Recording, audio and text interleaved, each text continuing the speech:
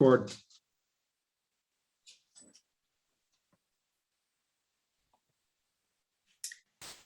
Great. Well, hi, my name is Leah Jaramillo. I am the Public Engagement Coordinator working with Salt Lake City. I am with David Evans and Associates, and I am supporting Lynn Jacobs and the design team on the Highland Drive 1100 East Reconstruction project. We are really, really pleased to be partnering with the Chamber, the Sugarhouse Chamber, to start this, what we hope will be a series of roundtables with businesses in the Sugarhouse area. I think Brandon and Erica have been great to work with so far, and I know that they will be an asset for us to kind of coordinate with throughout the project. So I am gonna kind of give a quick overview. I'm gonna share my screen first of all. See if it will allow that. There we go. Okay, can you all see my screen? Great. Yes. So, now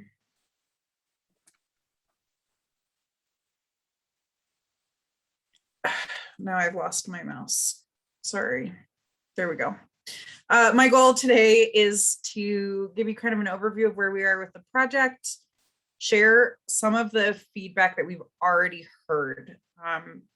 I know a few different business owners are talking to each other, which is great, talking to Landon, sharing information with Lynn or Brandon or Erica. I'm talking with Bill Knowles, who's joined us tonight as well. Thanks for being here, Bill.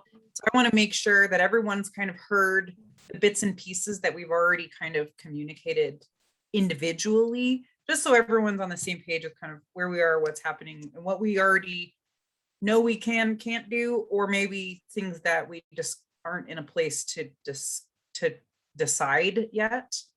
And then I want to open that up for more discussion about other questions and concerns that you might have. I'm going to give the overview, and I'm also going to refer to Lynn quite a bit as the project manager and our technical expert here. So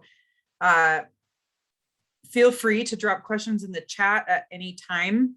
I do want to just give like the process overview first, so everybody kind of we're all starting from the same place, and then we can dive in. So I keep losing my mouse. I don't know what is going on. So many of you, your names I recognize. We held some business workshops in September. We've delivered flyers. We've been out and about talking to folks. We had an open house in December. But in case you haven't gotten up to speed on the project, it comes from the Funding Our Future bond, which was a voter approved bond in 2018 that specifically dedicated funds to reconstruct damaged roadways in Salt Lake City, 11th East Highland Drive being a primary need area. So basically the road is in really bad condition. It's failing. The pavement itself is falling apart, and we need to do something to fix it. But rather than just putting it back the way it is, as any good transportation group does, the city went back and looked at all of the different plans and ordinances and community plans and different discussions that have already been happening. And so these are some of those that have informed kind of where we came up with the concept and how it's being focused. So rather than just building the road, which is our primary goal, we want to do so in a way that provides a safe, inviting, sustainable, and comfortable place for people to travel. So I say that because it's maybe a little bit of a different focus. We're actually trying to focus on the people, not just the cars. We are focusing on cars, but we're also focusing on pedestrians and cyclists. We're focusing on the innately cool identity of the Sugarhouse business district and how we maintain that character, including things like the trees, the buildings, the way that it feels in Sugarhouse. So here's some of the stuff we've done so far. We had a great time at Yappy Hour in Fairmount Park in July. That kind of kicked us off. We had those business workshops at the end of September. We've presented to council multiple times. We've had some one-on-one meetings with some of the businesses and property owners in the area. We plan to do more of those here in the spring. We did hold a public online open house in December as well. And now as we move into our next phase of design, we'll be doing more one-on-one meetings. We're looking to have a construction impacts workshop with all of you. And we'd like to continue having these business roundtables every other month. And hopefully after this one, it will be a lot more hearing from you and a lot less of me talking.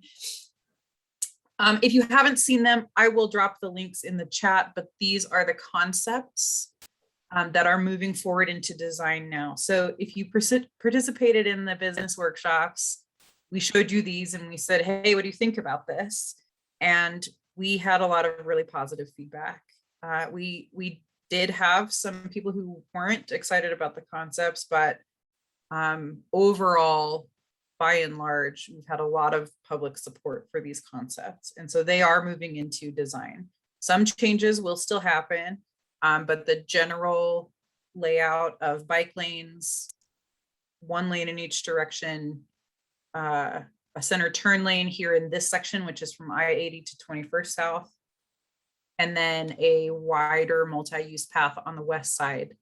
That is moving forward into design. The other two I'll show you as well are also moving into design. And just to kind of highlight a couple of things, in some sections there are great existing trees that are big and tall and shade the sidewalk, and they're also lifting the sidewalk and cracking the curb and gutter and sabotaging themselves by tapping into their own irrigation lines and creating havoc. And so part of what this concept does in all three sections is move the curbs, in the two southern sections, moves the curbs to allow space for those existing trees to thrive or at least survive without causing more mayhem in the future. In other areas like this area by Patagonia, by the gas station, south of the old DI site, the RDA site, there were trees that were removed as part of the canal project. That's the public utilities project that happened last summer. They have set aside funds for us to put new trees in when we complete this project. So they didn't want to plant trees and then have them get ripped out. So those are also being shown, and we're widening park strips and pushing those curbs out to make space for those trees, as well as doing some other things. We can talk more about trees later if we want to get into that as well. One thing I want to interject real quickly. I know some people get really confused when we go through these concepts. One thing we've heard from a few people in the public is that they think that these are just like options that we have for the roadway, and that's not really what we're showing here. As we go through these concepts, this is what we are planning on building for each of the segments of roadway. So this particular one is between I-80 and 2100 South. So kind of in the area where Whole Foods and Barnes and Noble and the Sugar Alley that's under construction, the Zions Bank, that area down to the south, that is the area you're looking at right now. And picture, if you would, that you're kind of standing in the middle of the roadway looking north towards 21st South. That's the cross section you're looking at. And as we move through these, essentially what Leah is going to show you is the cross section for each segment as we move further north. So these aren't really options for us. This is what we have as a design. This is what we are planning on building. That's a great clarification, Lynn.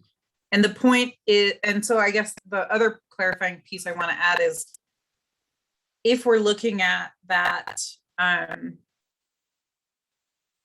if we're thinking about the best way to make it safe, inviting, sustainable, and comfortable for all different modes of traffic, we're also looking at how we make that fit within the existing city-owned property.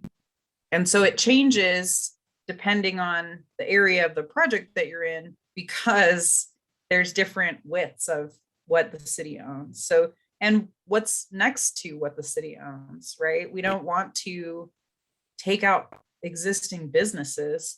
We don't want to, knock down buildings. We want to try to make it all work within the existing limits that we have. And so in the south section, it's already been repainted. So the lanes look like this. So we have one lane in each direction with a center turn lane. It'll get moved around, but that's what fits here. In the next section, if I can find my mouse. This is 21st South to Ramona. So we're talking about from the Sterling Furniture Wells Fargo building, so the north side of that intersection at 21st, to the Hot Yoga. And I'm sorry, I can't think of their names. And we can look at this on a map as well in a little bit. But this is a narrower, sorry. Bikram Yoga. Bikram Yoga, thank you. You'd think I would know that. That is the name of Hot Yoga. To Bikram Yoga. And so Ramona is an offset street, right? On the west side, Ramona is further north than on the east side. So we are going all the way to the further north piece of Ramona with this concept. This is an area where we have buildings that are closer to the roadway and to the sidewalk. We have really narrow sidewalks. We have really great big trees. So we're trying to maintain that character. And a lot of you are, I can see by your names, I recognize our businesses in that section. So you may have seen, sorry, go ahead. One thing I wanted to point out here, I think when we met with you last fall, and as we've been working through this process, we really liked the idea of putting the stamped concrete in the roadway here. And that's why you see the pavement looks a little different than it did on the previous slide. Unfortunately, we've had to eliminate that from the project. So we are no longer planning on doing that stamped concrete that feels like cobble in this area. We still plan on doing stamped concrete for the crosswalks to make them kind of pop and make them look different than the rest of the roadway. But from both a maintenance and cost and rideability for people who still want to ride on the road, there were a lot of reasons we had to unfortunately eliminate that element from our design. And so moving forward, that's changed, but we haven't had the time to go back and update our drawings yet. So just know that is no longer on the table in this area. And I think we'll make sure to show that to you when we come next time. And we can also maybe have more detail of what those cross the box will look like. One of the things I'll talk about in a few minutes is sort of how this design process works. It feels like it takes like we have these concepts and it's going to take a really long time for us to get to where we have a contractor on board. In fact, it's going to take this year to get there. And there's a whole variety of reasons for that. And I want to kind of set that expectation of why and how that happens. So in the section from 21st South to Ramona, we're talking about a regular, this is a 6-foot sidewalk, a park strip with trees and plantings, or maybe cobble rock and low water plants. We heard a lot of folks advocate for low water plants, not sod. And then an 8-foot multi-use path. So this allows for people to walk and or move at a quicker speed on the outside. Then 1 lane of travel in each direction. And all of the parking is shifted to the east side. So if you basically, in order to make space for the multi-use path, we relocate all of the parking to the east side. This is done in a couple of ways. We'll get the full design plot out later and we can talk about it in more detail, but we do take away the bus pullout that is in front of the post office. The UTA does not have a problem with that. In fact, they've let us know they have a hard time once the buses pull out, they have a hard time getting back into traffic. So they actually requested that the bus pullout be removed. But by using that bus pullout and moving a few parking stalls around, that allows us to maintain almost all of the existing on-street parking. We lose about 3 spaces. So that's the trade-off here for the multi-use path. You'll notice in this section, we don't show a bike lane. And in the next section, we do show some bike. We show instead we show the multi-use path and cyclists using the multi-use path. In the next section, which is north of Ramona to Wilson, we show the multi-use path at 10 feet on the west side new trees where we can put them.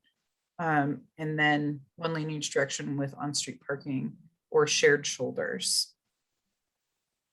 And so Wilson is closer to Healthy Pets, brownies, et cetera, right? Perfect. Yep, exactly right.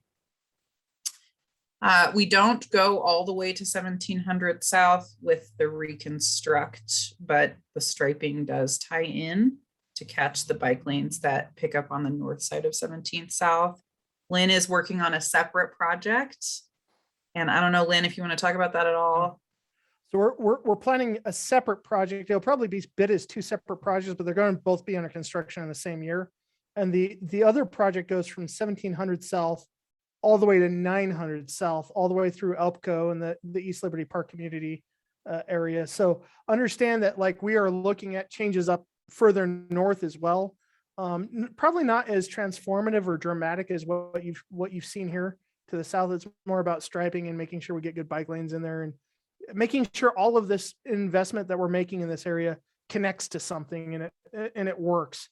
The pavement up on 1100 East, north of 1700 South, is also just in really poor condition. And so that's why this project extends that far, is we're needing to replace the entire pavement section all the way up to 900 South. So, and those projects will essentially go to construction at the same time. We broke them into two separate projects because the one to the north is a lot less complex. And so we're just doing the design in-house as a city. We're not having our consultant team help us with that. And we're just kind of working through it on our own, just to save the taxpayers a little bit of money on this project. And then we knew that this area to the south was way more complicated with all these important businesses. And so we've gone to the extra expense of making sure we have good engagement and good consultants to help us get through this design. And that's how we got to where we are. So this is the last section. I'm going to switch screens here for just a second. So I'm going to stop sharing. I'm going to do two things. First thing I'm going to do is put in a link in the chat to the project website so that you can come back to this at a later time. And it also, if you, it's highlandslc.org, but that's the link. And then from there, you can go to the page that I'm going to show you, which is the project website. So from right here at the very top of the page in this orange bar is the virtual open house that we have. And it shows a lot of material to date. So if you have time or you have other questions, this is a great place to go. But the reason I'm showing it to you is that you can see all of the concepts that all of the cross sections we just showed you, as well as the whole design. So we go, like we're saying, from I-80 to Logan. And the last section I was just showing you was from Wilson to Logan, which is where we catch those bike lanes. The reason I want to show you this, though, is that you can zoom all the way in and see exactly what's happening in front of your specific business location. Okay, so you can certainly do that now.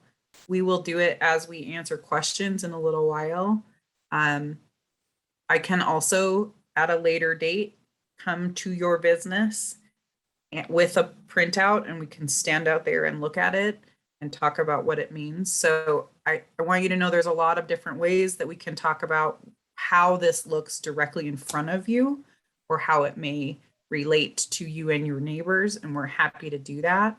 I just don't usually like to jump right into these because it's been my experience that we don't really look at our own homes or businesses from an aerial shot with lines on it, right? So it can be a little hard and disorienting to orient yourself to it, but it's a useful tool. It is on that website, so you can look at that while we're chatting if you'd like. I'm just going to switch back to the presentation really quickly here. So I just want to make sure you know that resource is there. So here is where we are today. Today we are meeting with you And the design team is jumping into utility coordination and preliminary design. So Lynn, would you mind talking about the technical aspect of how we get from a concept to what we're calling here 70% design and what Yeah. that looks like? So essentially right now we've got this idea, we've got this concept. We know that it fits within that city owned property that Leah described earlier. And we know we can make this work. This is the concept that we've all vetted, we've worked through, we've tweaked, we've adjusted, we've done all these things to it. At this point, what we have to do is we have to figure out all of the very nuanced details of exactly how this will be when we're done. And a big part of that is dealing with the vertical design. So we kind of have a horizontal design. We know on the road that, okay, we need our road to be so many feet wide. Now what we need to do is figure out, okay, how high does the center of the road need to be and how high do the curbs need to be so that everything drains appropriately and that we can get water from the road to the curb and gutter and from the curb and gutter to storm drain inlets and into a pipe and out of here. I know one of the big issues that you guys have all had to struggle with for years in this area between 21st South and Ramona is the ponding that we have. There's a lot of water, there's a lot of ice. This project is going to resolve that. We're going to fix that with this project. And so between now and about March, April, May, June, by the summertime, we'll have all of that vertical design worked out. It will also help us understand how to make the project marry up to your property so that as you know, your driveway meets our project, everything lines up, everything works, everything is there. So that's a huge effort that we've got to do over the next several months, going from this concept to something that we actually know all these little nuanced details of. The other thing we got to work through is we got to figure out all the utility issues that we've got on this corridor. This project will be replacing the water line while we're out there. I think this water line, if I remember rightly, is 103 years old. That sounds Something right. like that. Yeah. Which you can imagine if we build a new roadway over a 103-year-old water line, that's not a good idea. And so we'll be replacing the water line with this project. So we got to go through and design that new water line and figure out where that's going to go, where the new hydrants are going to go, how it reconnects to all your water meters, how all that functions. Right now, there's actually 2 water mains that run up and down Highland Drive.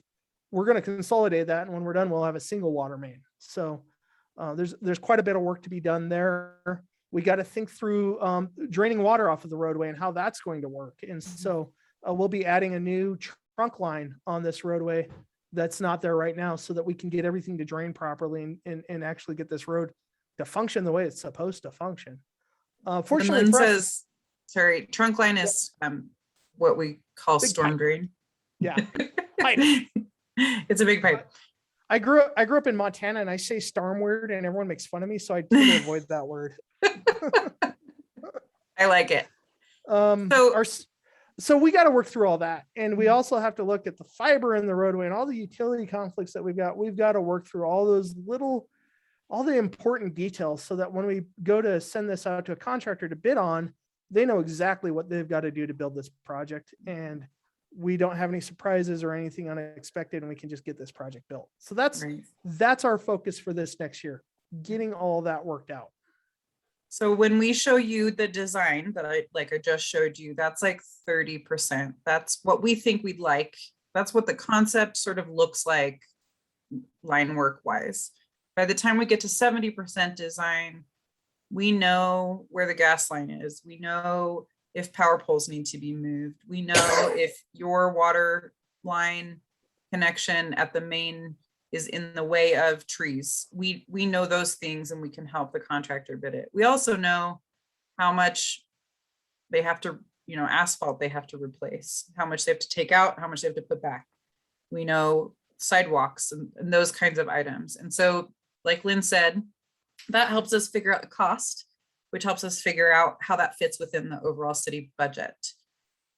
So some of the other things that you all have asked about, things like plants, aesthetics, art, benches, bike racks, bus stops, all of those kinds of things are also things that we take into consideration as we get into that budget. So once we know how much it's going to cost to actually build the road and replace the water line and tie back all of the driveways and all of those things Lynn just mentioned, then we're able to look at how much money there is and how much money that will cost and what's left. The other thing we're able to do better is really be able to hone in on how the work will impact you, what it will look like right in front of your business or on your block or on the blocks close to you. And it's a little hard to do that right now because we don't have all of that information yet. So that's where we are working towards here in the spring. I say spring, but really I mean now until probably June. So we want to keep meeting with you along the way. And we do really want to talk about construction impacts because we know that's front of mind, but we don't have enough information to do that yet. But I do want to share some of the things that we do know about. So this is kind of the time frame that we're looking at. They want to finalize the plans, have everything ready, submit it out, what we call advertising, to the contractor community in November, so that January, the contractor is ready to mobilize to the site and start work. So that's January of 2023. Now, that said, there's a lot of work that can't be done in that first January, February timeframe. And so you wouldn't expect to see someone come up and just go to town in January. And we're also going to try to put some limitations on just how much work that they can do at one time. We don't want to have them just completely tear up the entire road all at once and go to, we don't want that. I think we've seen that on other projects and we don't really want that. And so we've got to set up limitations on what the contractor is allowed to do and not allowed to do. And honestly, this group is going to be very instrumental in helping us understand what the best approach is to set up those limitations. And so we're really hoping as we meet with you over the next several months, that's something that we are working on and percolating on, and your feedback is critical to getting that right. So that at the end of the day, we've got a project that can be built, but also keeps everyone in business and helps you all get through this and is something that works for everybody. So that's our goal, right? That's really what we want to accomplish. And that is not an easy thing to do. And I'm sure that we're not always going to be able to give everyone everything they want, but we're going to try really hard to make it work. And that's a great point, Lynn. So before we get to November, but sometime after June, when we have as much knowledge as we can about what the project will look like, that's the time where we really want to sit down and talk about what those trade-offs are, right? So those are things like, well, we'll get into that in just a second. So some of the stuff we've heard that we've heard from you so far to date is that truck access is critical to your business, to all the businesses. You have concerns about what we call turn radii, or the way that trucks turn in and out of your driveways, loading, unloading, turnarounds, and lane widths to make sure that those trucks can get in and out, both in the final condition when the road is built and also during construction. We've heard that everyone wants safe pedestrian crossings. Jaywalking is an issue in multiple locations. We want to make sure that people feel safe, that people want to walk, that they can cross safely, that they're not causing hazards for drivers, and that your customers can get to you, both after the project is built and during construction. We've heard that trees are critical. Nobody wants sod, and we want to do whatever we can to be water wise and consider our arid climate. On that note too, we have been meeting with the Sugarhouse. What is it called? The central maintenance, the people who take care of the stuff that we have in Sugarhouse. Let's just say the that business district maintenance group. And we are working to firm up and sort of finalize that they will maintain the entire stretch of any of those types of improvements that we put in. And then they currently maintain all the way from I-80 to Ramona, and we're hoping we can get them to go all the way to Wilson. Mm-hmm. And it's almost like, if you think about our business district, we're almost extending it kind of to Wilson when we're done. So. And then parking is a problem in Sugarhouse. We've heard that a lot. The design does not move the needle one way or the other on that. We kind of more or less keep it how it is. But we have had some conversations with Erica. We've had some conversations with other folks in the community council. Judy Short comes to mind, but I'm not actually sure if that's who was moving that forward. We've talked to Landon a few times about it as well. I don't know if But- Landon's joined us yet. Yeah, that's a topic we can talk about more as well in terms of how we communicate about other parking options in Sugarhouse for the business area. We've also heard that water ponding on the roadway and also icing is a real problem in multiple locations. We've had questions about why the bike lane facilities, that design changes from location to location. And again, that's because of how much space we have.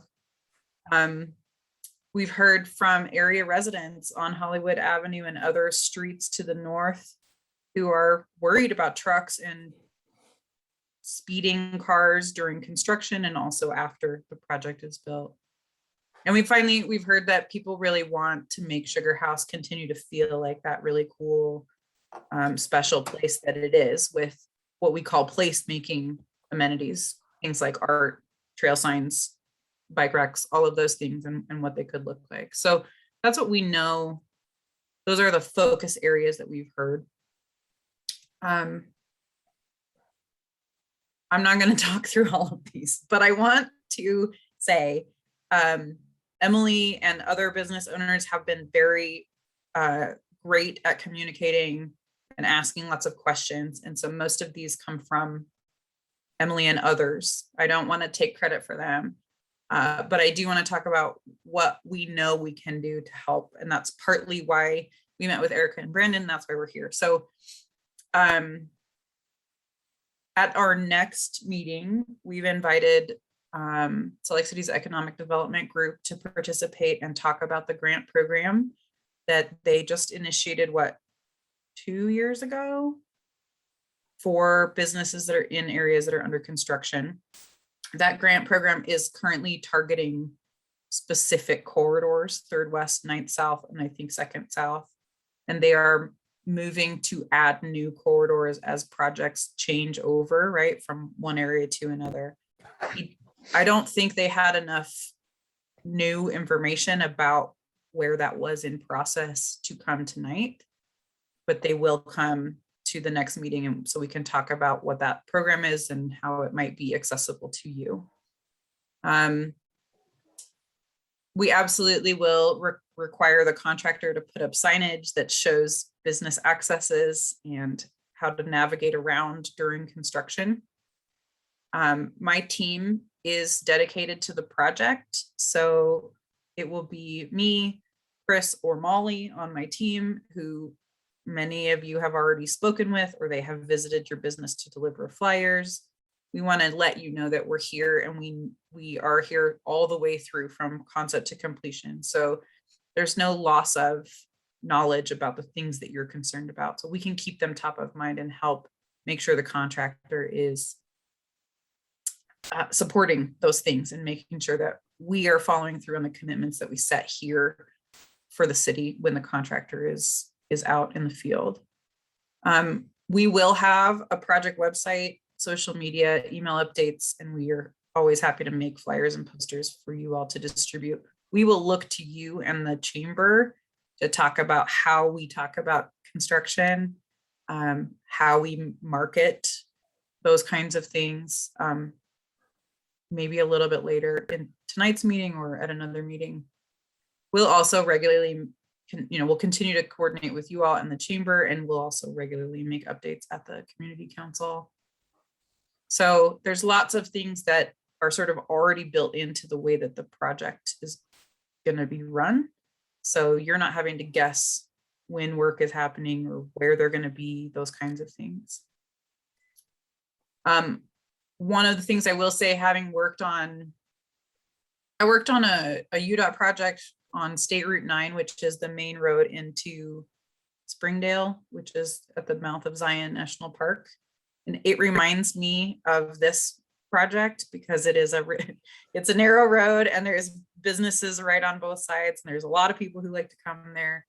And as we worked through that project, there was a real tension between how much information we share with the public about the project and also how we avoid discouraging them from coming to the business district, right? And so those are things we want to think about and talk about with you and jointly create messages so that we're encouraging people to come and visit you and that they know how to get around.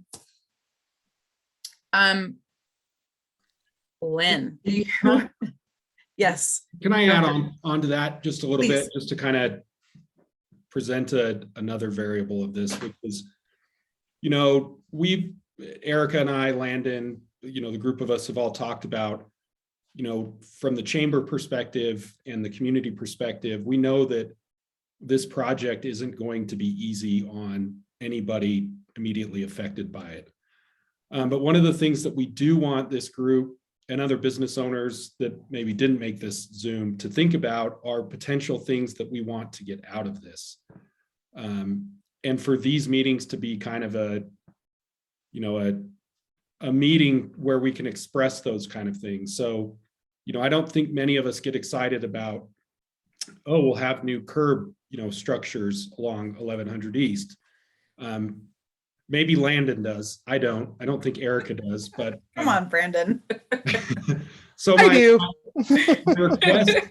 my request, and I think I voiced this for Erica as well, is to, as business owners, think about things that we can, get out of this project. Landon and I have discussed, maybe trying to get funds from the city for kind of, mural sort of art, or art crosswalks, or we've talked about potentially getting string lighting added up and down from 2100 South north along 1100 East, things that would really try and activate and enhance those business areas. Think about that. If you're a business owner, think about things that we could take from this project or get out of it that aren't just focused on what's being taken away from you over the next year, but what we can potentially get from it. So I just wanted to add that on as we're thinking about, getting voices from businesses, that it doesn't have to just be on the construction element, but we want to hear about potential wins from it.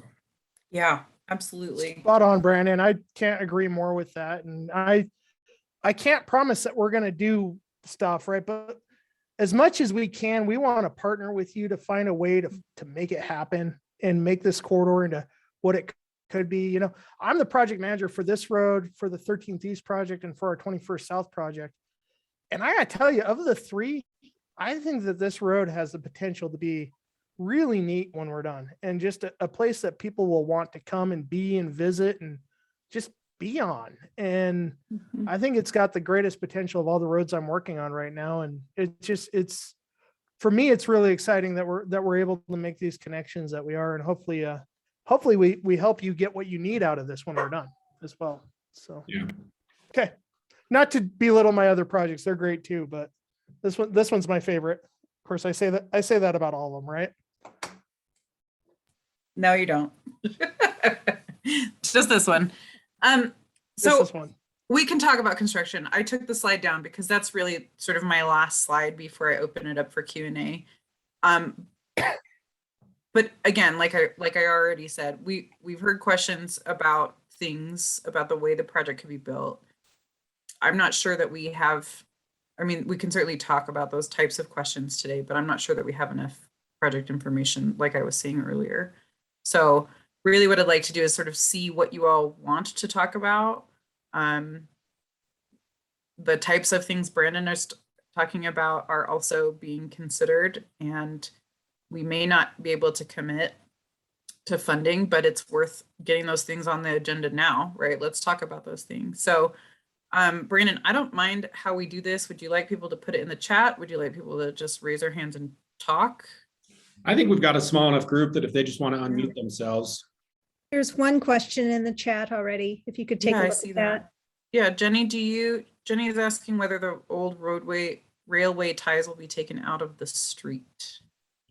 Generally, when we do these projects, we remove the old railway ties when we find them. And that's actually part of the work that we're doing right now, is investigative work to try to figure out just how much of the old railway ties we have in the street. We've obviously, on a lot of our streets in Salt Lake City, we find that. I have pictures actually from when the old trolley used to run down Highland Drive. It's fascinating to see.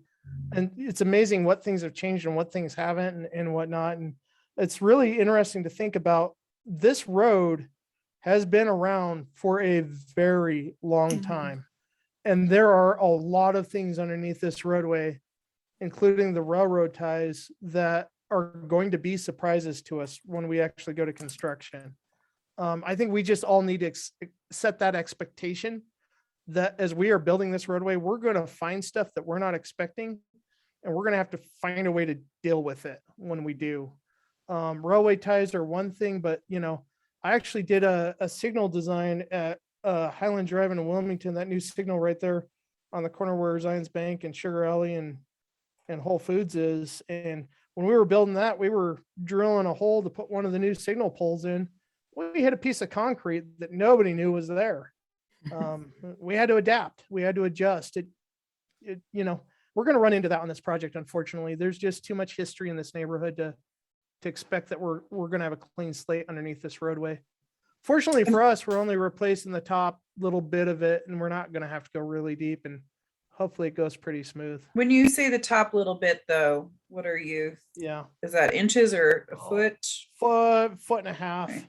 So I didn't want, so there's, we have all seen road construction at varying degrees. So sometimes we only take 2 inches. In this case, we Yeah. do have to go down into what we call the subgrade. So into the roadway to make sure that it lasts as long as it needs to.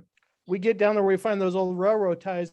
If we leave them, they tend to cause problems with the pavement down the road, and they hurt the pavement life. And then we're back here doing this again too soon. We want to do it right. We want to get it so that when we build this project, it will last for hopefully the rest of my career. I don't want to ever have to do this again. So, so that's kind of where we're at. What other questions do you have? Or I can. This is Jenny Cameron, and I'm just curious about when you say all the parking will migrate east, can you just expand on that a little bit? I mean, if you were to take the post office bus stop, I could see where you would add 3 more parking places probably there. But so if we're on the east side already, is our parking just going to basically stay the same, or how would that affect us? That's a great question. All of the existing parking on the east side pretty much stays, and then we're adding some. So we're adding it where that post office is. Over by Sugarhouse Coffee, I'm glad to see Emily on the call tonight. We've been working really hard with her and her neighbors. There's an area there where there's about 4 or 5 driveways really close together. And we're going to consolidate those to where we only have 3 driveways when we're done. And whenever we remove one of those driveways, it frees up space for more parking. So it kind of is this trade-off between having a driveway, having parking, trying to fit everything we need to on the roadway. And Emily and her neighbors have been just really kind and gracious and really willing to work with us and find a solution to kind of clean up all those driveway accesses, give us a little bit more room for parking. And also, that really improves safety when we do that. We have fewer conflicts with pedestrians in the sidewalk, fewer conflicts in the roadway. It just makes it a safer, better design when we're done. So we're really excited that we were able to kind of work together and find some solutions there to make that better. And so things like that, wherever we can find places to squeeze a little more parking in, we're going to be replacing a lot of the fire hydrants. So we're going to try to put those in places where, parking wouldn't be allowed anyway. So we try to do our best to try to optimize the space that we have on the east side.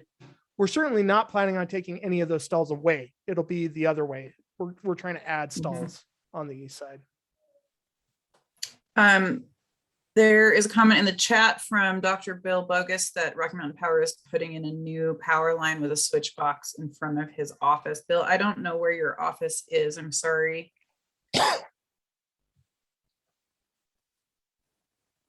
Does anybody know or want to let me know and I can show it on the design plot? Yeah, it's basically across from Ashton South, Great. across from the liquor store. Yep, gotcha. Yeah. I think to answer that question, yes and yes. we are coordinating with our third-party utilities right now. So I don't have any of the details of that specific issue on the top of my mind, but that is absolutely something Sorry, that we was are signs. working on. in this phase of construction or in this phase of design. We're working on those utility coordination efforts. See, I look at overhead aerial plans all day long and I live in Sugarhouse and I still got it wrong. So hopefully this isn't too confusing for you. So again, that is, Yeah, it's just barely north of the overpass. So I think Molly's got a really great Right question there. for us. What is, There you go. are we ready to move on? thanks, Bill. Or- Yes, go ahead. Okay, so Molly's got a great question about the estimated duration for this project. And then the one that's north of 1700, north of Logan.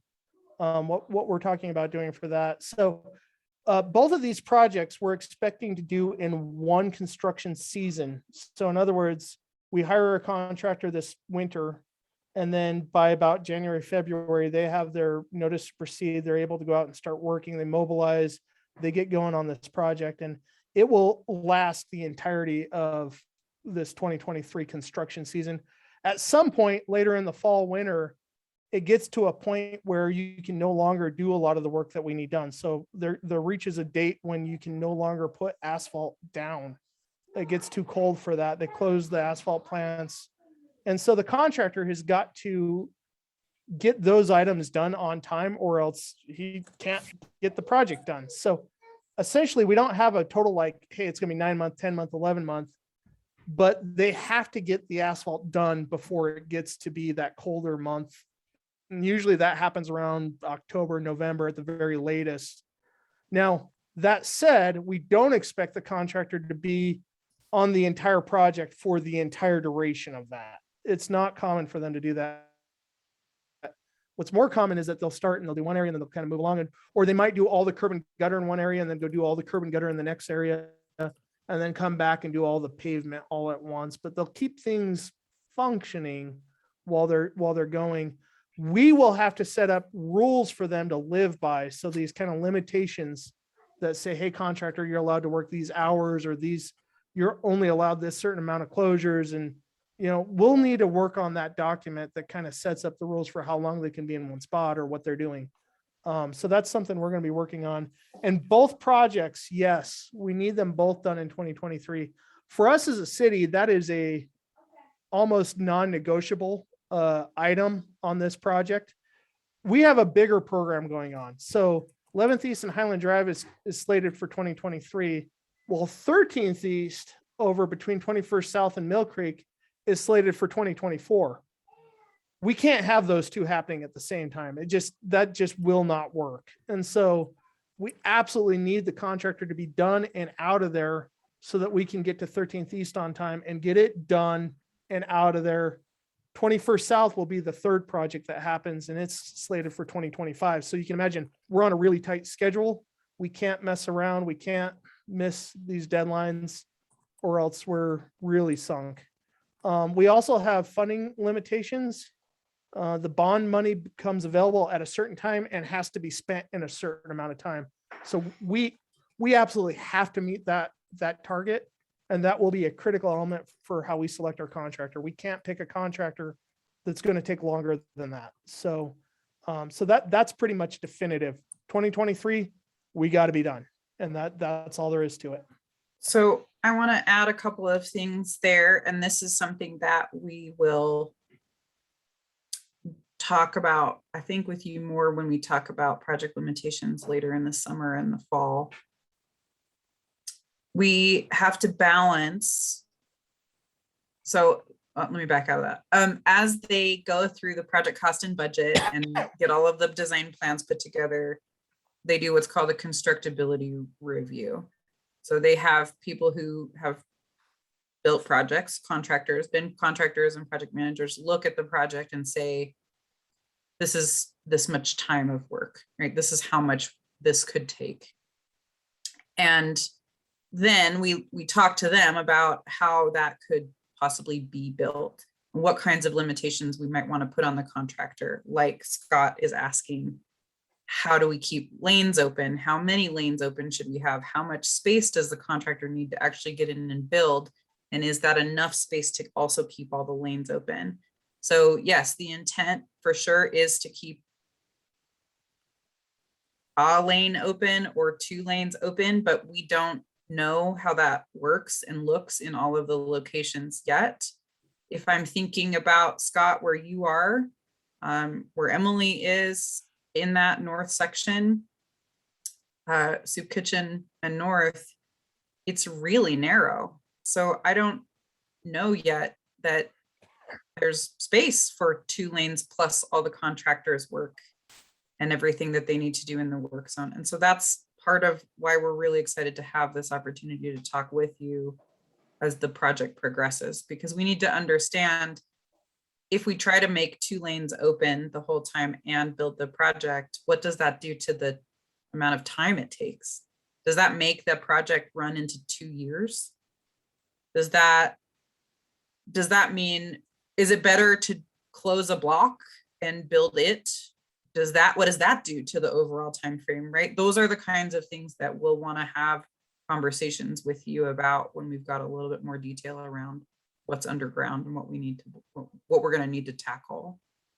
And you should know, as business owners in this community, you absolutely have a voice in this, and we absolutely want to hear that voice and get your input and feedback on that conversation.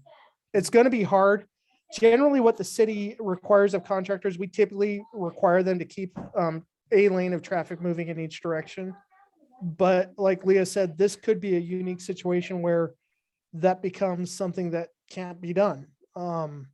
So we'll have to have some really hard conversations about, would you rather do this? Would you rather do that? But to Leah's point, we're not really in a position yet to have those detailed conversations, because we don't yet know what we don't know. And we've got to get all that figured out before we can really pin that down. Yeah. But we absolutely want to have that conversation, and we absolutely need to get that right. Yeah, I don't want to give you all, I don't want to give you heartburn, and I don't want you to stay up, in a sleepless night because we don't know this yet. Like I realize I want you to know that we understand the impact of any of those possible scenarios. And we want to have an informed conversation about it later. Emily, I see you unmuted, so go ahead. Well, because you want to hear our voices, so I figured I'd speak instead of chat.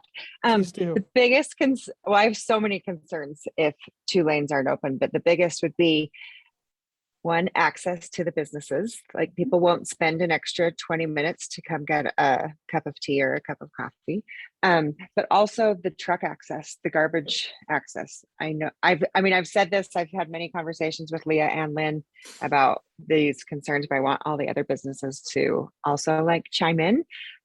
Let people know how many trucks you have come in, so they know how important it is that we have access. I know just between the small businesses right next to me and across from me, there are lots of big trucks multiple times a week. So thanks for always listening. No, thank you for your comments, Emily. It really helps us to have your perspective is so valuable, and everybody on this call. I think, we know what we know from our engineering background and our involvement in other projects that are similar to this. What we don't know is what you all experience day to day, and how you get your deliveries, and what size of truck that is, and what time of day that comes. And gosh, the more of that information we have, the better it is for us to be able to try to find solutions to make this work for everybody. I always say, as an engineer, sorry, Bill, I'm going to say one more thing and then I'll stop talking. As an engineer, one of the big problems that we always have is that we always jump to try to solve the problem. That's I think it's because all the years of engineering school, it teaches us solve the problem. And honestly, with situations like this, we have to understand the problem fully, and then we can try to solve the problem. And I'm serious about that. We really need to know how your businesses gets their deliveries, and how your clientele get there, and how can we make this all work together. Okay, go ahead, Bill. I'm just going to say that we've, and I think I mentioned this to Leah, that we've got a form that will bringing around all the businesses, getting a profile on all of this information on each of the businesses. We do that long before construction starts for that very purpose. You don't want the garbage guy to tell you you can't get in and get your garbage done. You don't want your delivery truck to say, I can't deliver your coffee today, all of those things. We have a form that we've worked on for several years that will inform us to all of that prior to this project starting. So be assured of Fantastic. that. Yeah, Yeah, Thanks, I Bill. think, perfect. I think that would even be something that would be great. We can make it digital as well, so you can fill it out online Yep, and send it to absolutely. us. Yeah. Yeah, it'll work. The thing that I want to add here is that I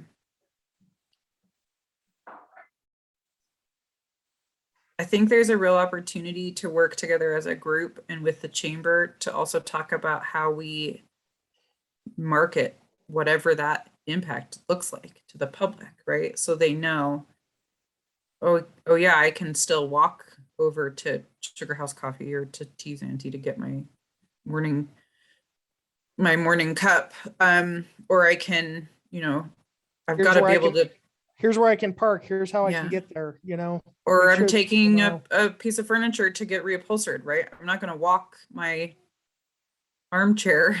I've got to drive. So we want to be able to communicate those things. And that's where I think the partnership with the community council and the chamber is really critical, because the city's not, we are not in a position to be able to market individual businesses, but we can provide information to you in a way that is really informative and helpful. And then we as a group collectively can talk about ways that you want to share those messages, that we can talk about the project in a way that doesn't discourage people from coming. Maybe there's ways, Brandon and Erica, I don't know, to do street events or, local business things in the summer, or shared marketing ads and things like that, that I think are going to be useful and helpful as well. So I want to throw that out there also. Yeah, and I assume that things like the art walk and will still continue to go on. I don't know why those wouldn't continue to go during this project, which I think drive a lot of traffic to that specific area. But yeah, we'll continue to figure out ways. And again, if for the business owners that are on here, obviously thinking about the immediate logistics of this is something to think about, but also be thinking about ideas that maybe we haven't come up with, of ways once this project is rounding its completion that we can blend into it that would really activate those stretches. And you can always send them along to Erica, myself, Landon, any of the kind of project leaders from the city. We would love any of that information. Heather at the library has offered to be a great place to share information. We appreciate that. I personally am super excited that Sprague is back open. It's beautiful. I'm glad we get to go. Lynn put his contact information in the chat. I'm going to throw mine in, and then I'm just going to answer Molly. 751 South? North? South. 251 South, probably. Oh, she's brownies. Yeah, for sure. I'm happy to include you. No need to ask. And yes, construction workers parking in parking lots is something that is prohibited as part of project specifications. We tell them not to do that. We will make sure that that's included in this one as well. And And if they do it, you email me and we no, will get it. Lynn, We will, you or email call. me. It's my job, Lynn. Email any of us and we will get Yes. on that contractor and hold their feet to the fire and say, no, you're not parking there, park somewhere else, We actually had a situation like this on a UDOT project recently. And within an hour of hearing about it, the contractor was out there moving their trucks, right? I mean, it's like, we don't mess around with that. They are not to park in your parking lot. Yeah. And so that's what I was going to say. Part of the reason that I have a job and that I have a team of people is that we are able to coordinate with project management, not just the guys in the field. The guys in the field are great. They want to help you. They want to tell you sometimes what you want to hear, and that may not always be the right information. And so we have a dedicated hotline that rings. If it rings to Chris, if Chris doesn't answer, it rings to me. If I don't answer, it rings to somebody else in my office. So you will always get a person answering the phone, and we can coordinate with whomever the right person is to get that situation handled. So whether that's, hey, my internet seems to be out, I don't know, did you guys hit something? We can find out.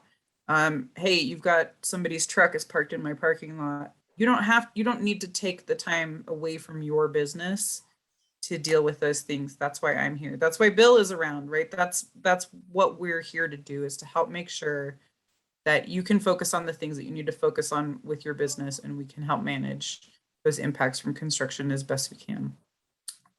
But the point is that we'll do everything we can to prevent that from happening in the first place.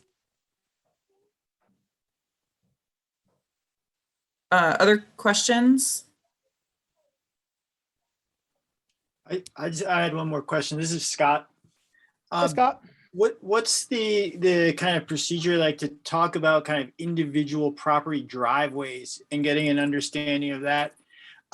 Because we're on the west side, so we're going to lose all of our parking in front, but our driveway access. Just want to understand like how that's going to be designed and how that's going to flow. I mean, because you're talking to all my customers are going to be driving through basically two sidewalks, and one potentially with bikes moving at 15, 20 miles an hour, 30 miles an hour, electric bikes.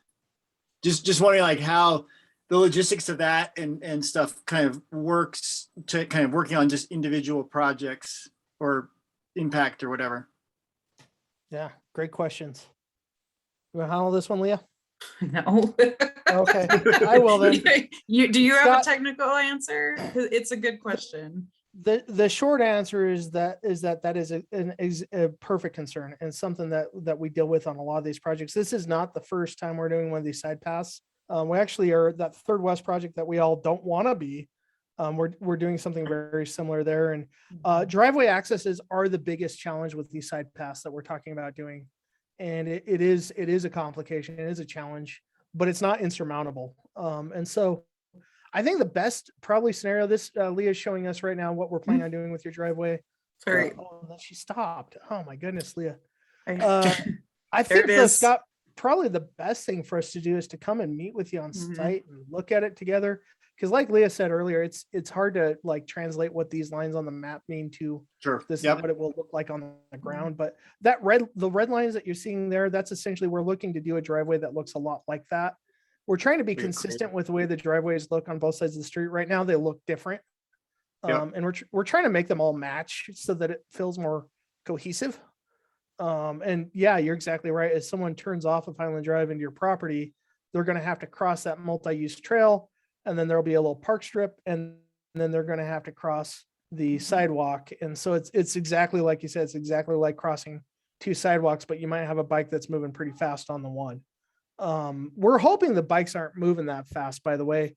Our Right. whole goal for this project, slow down, enjoy Sugarhouse, whether you're in a car, whether you're on a bike, if you're walking.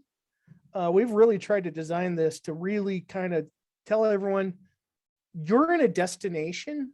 Mhm. People are walking here, and it's a vibrant, busy area. We don't want people going 30 plus miles per hour, whether you're driving on the road or whether you're on that multi-use path. And so we're really hoping people will take that to heart. And we've done a lot in our design to encourage that. One of the questions we've got posed to us is whether or not we'll change the posted speed on this roadway. We evaluate that. We usually can't make that evaluation until like after we're done building it, and then we go out and change the sign. It's just a stupid rule that we have that's kind of antiquated, but it's the way it works. But the number on the sign does a lot less to tell people what speed to drive than the way that we design the roadway. Mhm. And when we designed this roadway, we did a lot of thought towards how do we slow people down? How do we make them know that they are no longer on a thoroughfare, but that they're in a destination where people are walking? And so a lot of the design elements we've included are really geared towards slow down, pay attention, look where you're going, And then if someone does make a mistake and there is an accident, heaven forbid, hopefully it's a lot less severity and we don't have bad problems with this roadway when we're done. Yeah, and I think as we get into more design, it's a good question to ask the team about, does this include signs as you come into the business area on the bike path? Or do we look at green paint at those, the areas where you cross, right? Where the driveway is and the bike lane crosses? Or is there some other indicator that we need to put there for pedestrians or for the cyclists or for both or for all the cars, right? I think that's a really good point, and I think it's something that our team should investigate. Yeah. So I think we need to meet more with you, Scott, and hopefully you don't mind if we come out and meet with you sometime and kind of go through this. Yeah, that sounds great. Thanks. Yeah, I and think Emily, the best time to do that is as we finish that vertical design and we know how our driveways are going to tie in and all that. So it might be a few months before you see us, Scott, but we definitely want to come meet with you. yeah. Emily suggested signs on the path saying driveway ahead, and then Yeah. little bumps on driveways. So maybe that's like, I don't know, do we do like a detectable surface or something like that? This is a debate that we have as a city whenever we're doing these bike facilities like this, because what we don't want to have is we don't want to have someone using it as a pedestrian who is visually impaired that wanders out into traffic. And so there might be some sort of delineator there to help us with that. And that's something we are constantly evaluating as a city. And I think right now we have a few test delineators at different locations, and we actually are having folks with disabilities kind of try them out and give us feedback. And so hopefully all that will be like, we'll be through that test period within the next month or two. And then whatever we learn from that, we're absolutely going to apply to this project and try to make it, we want this project to be the gold standard for safety. And like I said, this is a destination. We want people to come here and be here and not try to just blow through the neighborhood. Yeah, that's what the bigger streets are for, right? Yep. That's what 7th East does. Mhm. So, And I guess I want to make sure that we're talking about, we're not trying to eliminate cars. There's still No. space for cars to go. And what we're talking about slowing down is that narrow section from 21st to Ramona. Really up to Wilson, because it is sort of a residential area, but that 21st to Ramona is the narrow, really slow it down section. yeah. And our goal is not to push anyone away. Our goal is to encourage people to come, right? We want to make it feel very welcome, inviting for anyone, whether you're driving or walking or riding a bike or on the bus or however you're getting here. We want to make it feel comfortable, safe, welcome, inviting, but make it a destination, because that's really what it is. And honestly, this road is I think it's one of the coolest roads in the city. So a great opportunity to do something cool. Other questions?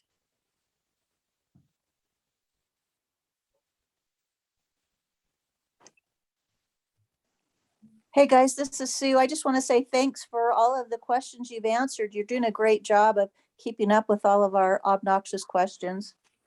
You don't have any obnoxious Thank you, questions, Sue, but thanks. We appreciate that feedback. Thanks, Sue. That's really helpful. And Sue, you've had some really great input for us in terms of truck access and stuff, and we really appreciate that.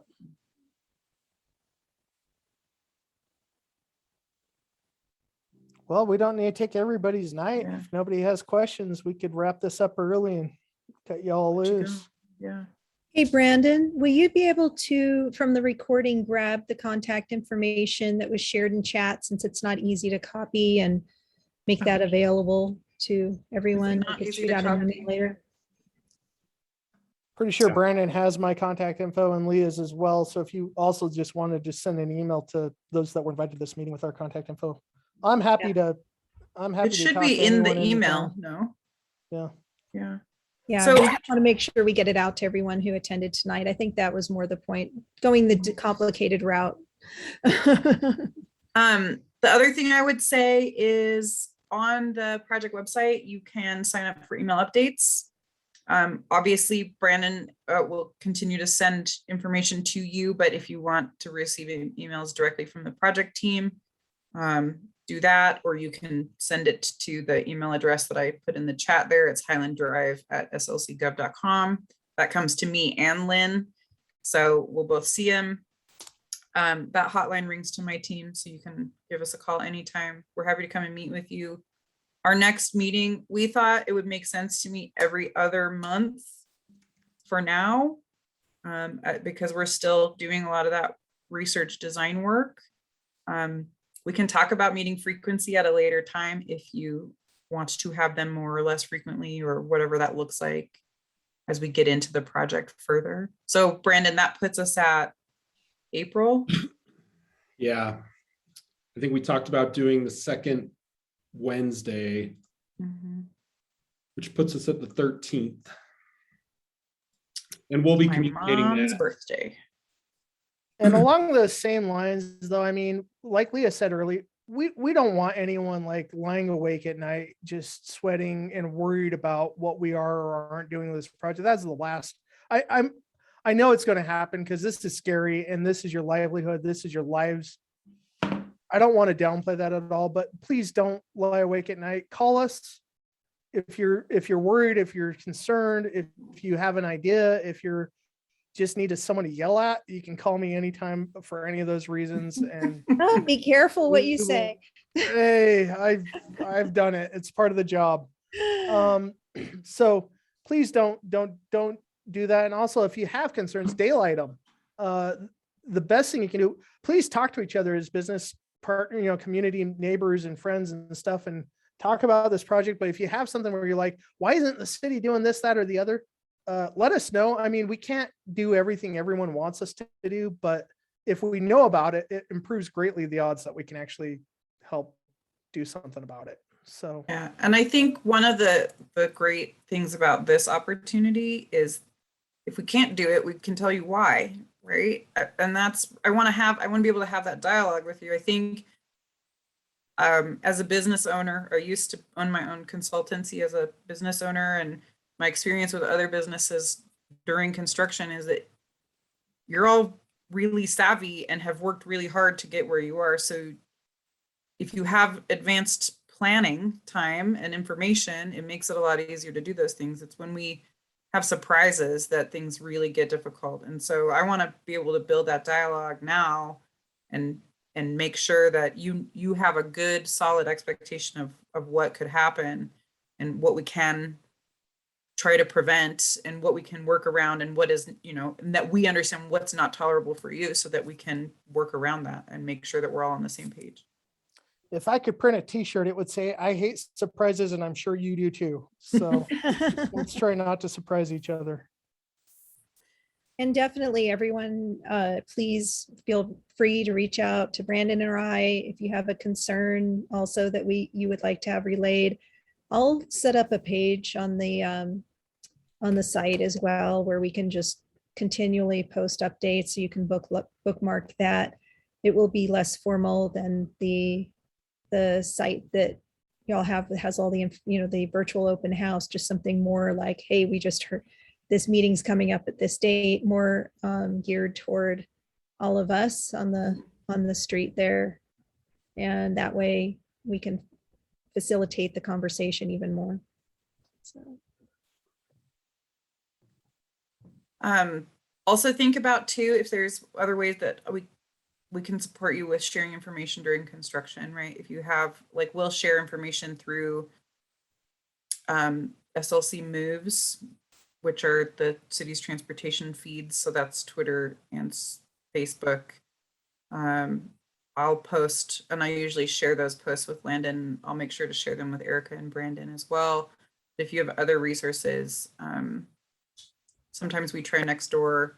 You have newsletters, however we can help support, we'd love to do that. Otherwise, we'll see you April 13th. April. Yep. Thank you, everybody. Thanks, everybody. That was Thanks, awesome. everyone. Thanks. Yep. Appreciate it. Thank you.